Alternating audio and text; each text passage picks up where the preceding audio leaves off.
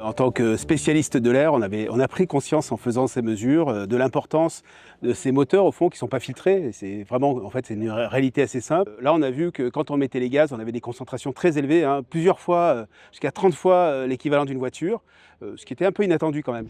Puisqu'on nous annonce un bateau moteur peut polluer comme plusieurs voitures, donc ça c'est pas la bonne nouvelle.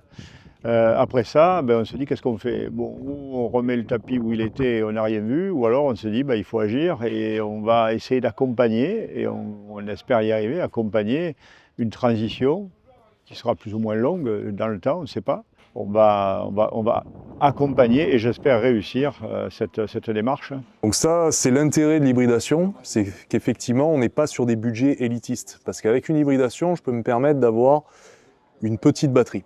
Parce que dès lors que je suis sorti du port, donc j'utilise mon moteur électrique pour sortir du port, dès lors que je suis sorti du port et que j'enclenche mon moteur thermique, je bascule mon moteur électrique en générateur, et du coup, il vient recharger la batterie. Donc j'ai pas besoin d'une grosse batterie, ce qui fait que forcément le prix de la solution diminue et on arrive à des solutions entre 3 et 5 000 euros. Seize the Future est un événement qui est lancé aujourd'hui, mais qui en réalité a démarré en 2020, avec tout d'abord le lancement d'une étude d'ampleur à l'échelle du territoire national, mais aussi des autres pays méditerranéens, pour mesurer l'impact de la plaisance sur la mer Méditerranée, sur son environnement.